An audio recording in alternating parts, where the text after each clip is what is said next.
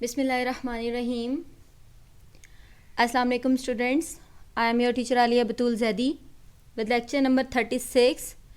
Students, in the previous lecture हमने distributed database management system को study किया। Lecture number 34 and 35 दोनों में हम डिस्ट्रीब्यूटेड डेटाबेसेस को और उसकी कंकरेंसी कंट्रोल को देख रहे थे। स्टूडेंट्स, कंकरेंसी कंट्रोल में हमने ट्रांजैक्शन का वर्ड भी देखा था, ट्रांजैक्शन मैनेजमेंट। तो आज के लेक्चर में हम ट्रांजैक्शन मैनेजमेंट को देखेंगे कि ट्रांजैक्शन मैनेजमेंट होती क्या है। स्टूडेंट्स, फर्स्ट ऑफ ऑल हमें ट्रांजैक्शन का पता होना चाहिए। मैंने थोड़ा सा ओवरव्यू दिया था आपको लेक्चर नंबर 34 में कि transaction is defined as a logical unit of work. It consist of one or more operations on a database that must be completed together so that the database remains in a consistent state. Student, transaction must either complete successfully or failure. So let's see. Transaction is a unit of program execution that accesses and possibly updates various data items. For example, transaction to transfer rupees 50 or $50 from account A to account B.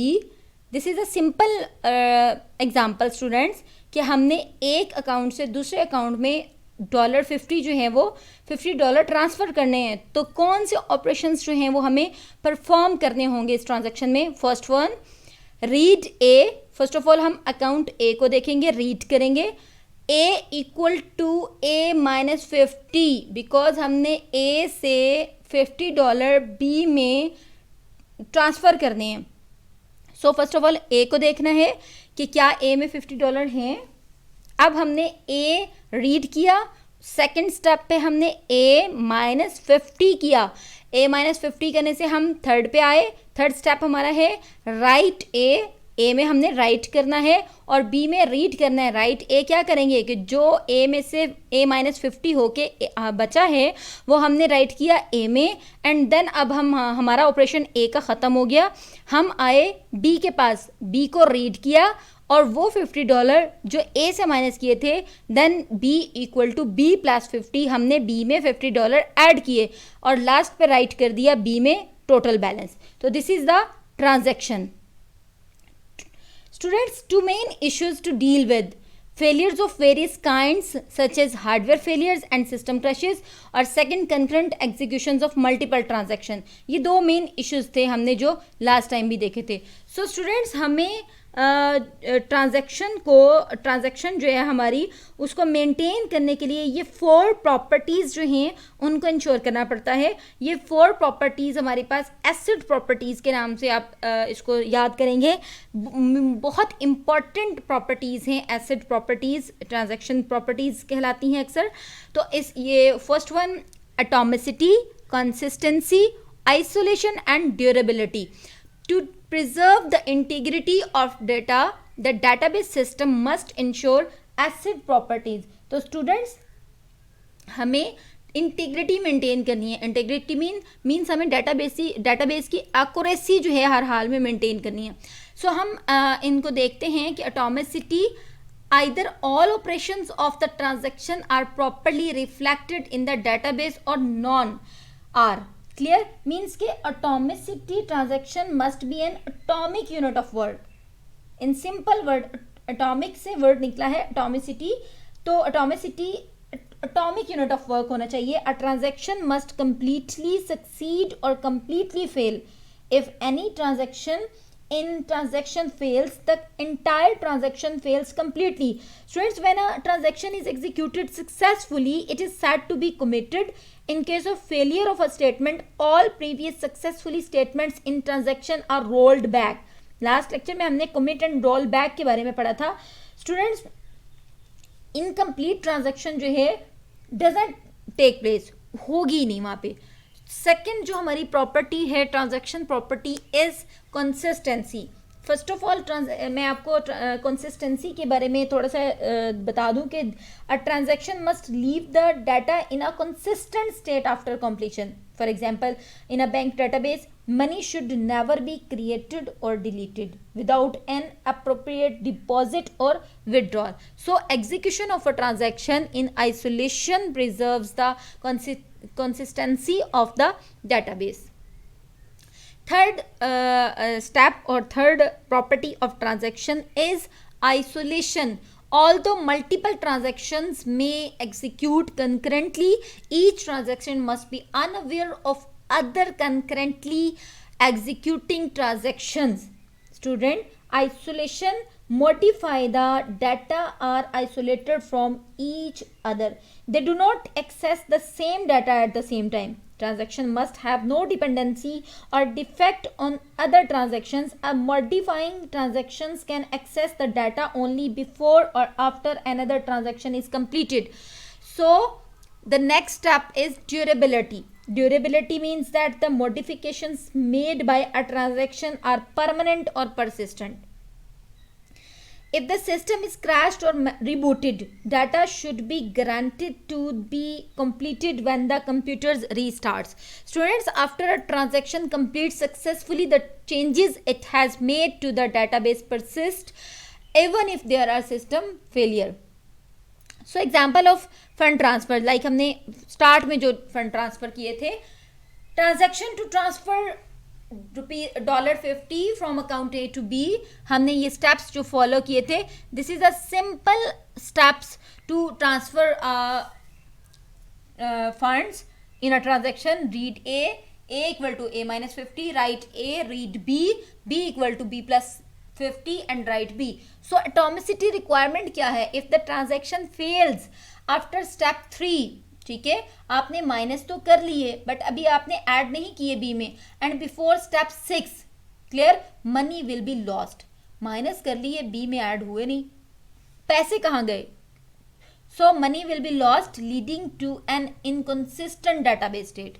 Clear, मतलब minus हुए, add नहीं हुए. अगर यहाँ पे आके system crash हो जाएगा या कोई भी प्रॉब्लम आपके पास आती है तो आपका जो मेजर लॉस है वो शो हो रहा है आपको. ड्यूरेबिलिटी रिक्वायरमेंट क्या है इस ट्रांजैक्शन के अंदर? हम उसी ट्रांजैक्शन को लेके चल रहे हैं.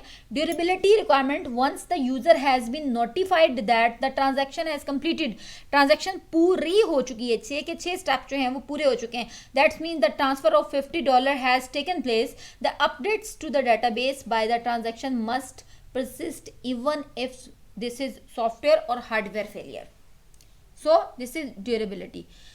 Consistency requirement क्या होगी? If the sum of A and B is unchanged by the execution of the transaction, consistent होना चाहिए. In general, consistency requirement include explicitly specified integrity constraints such as primary keys and foreign keys.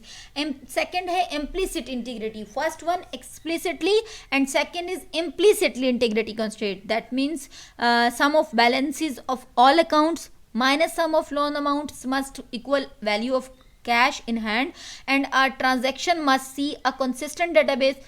During transaction execution, the database may be temporarily inconsistent. When the transaction completes successfully, the database must be consistent.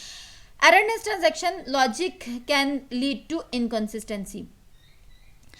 Students, last isolation requirement जो है हमारी, मतलब हमने चारों requirements जो है वो पूरी करनी है एसिड प्रॉपर्टीज जो है अपनी हर ट्रांजैक्शन को चेक करने के लिए.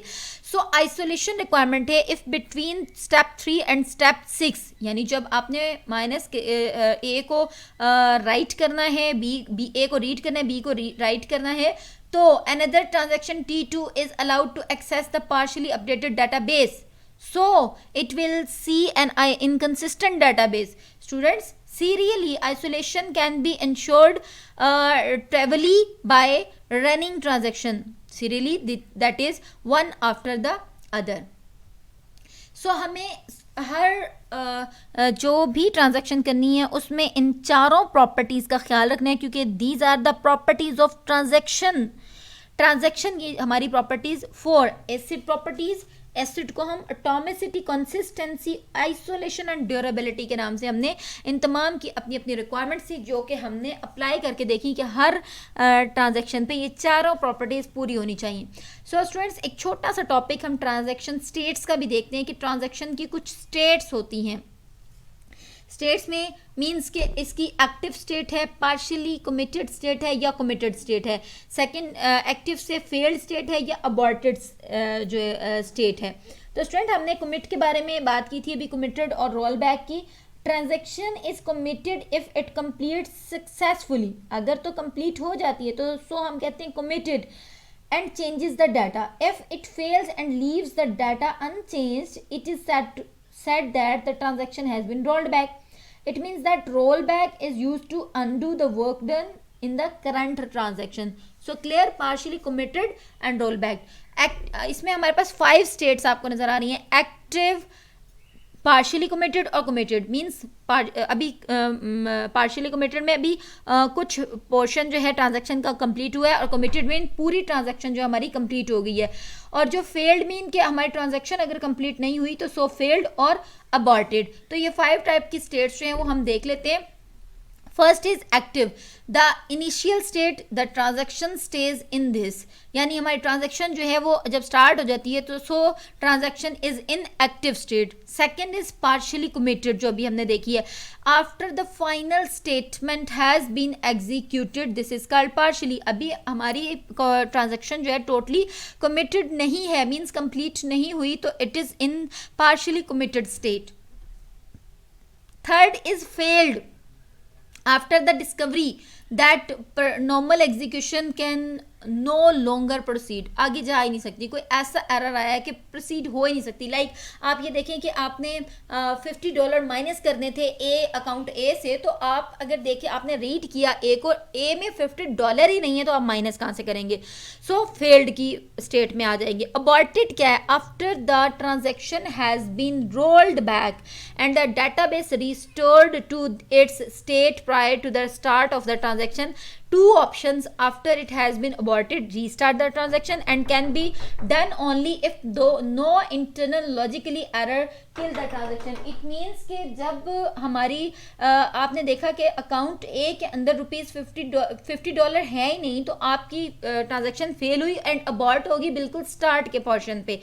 सो लास्ट हमारी जो स्टेट है वो है committed state. Student after successful completion यानी पार्शियली कमिटेड के बाद कमिटेड स्टेट आती है कि हमारी ट्रांजैक्शन टोटली तौर पे कंप्लीट होगी एंड सक्सेसफुली कंप्लीट हो गई है।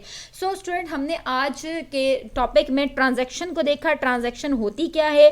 ट्रांजैक्शन की 4 प्रॉपर्टीज होती हैं: atomicity, consistency, isolation and durability. हमने चारों प्रॉपर्टीज को देखा और हमने ट्रांजैक्शन की स्टेट्स को देखा। 5 टाइप्स ऑफ स्टेट्स जो हैं कि ट्रांजैक्शन जब स्टार्ट होती है तो वो एक्टिव होती है, पार्शियली कमिटेड होती है और कमिटेड होती है, या फिर जब वो एक्टिव होने के बाद फेल होती है तो अबॉर्ट हो जाती है।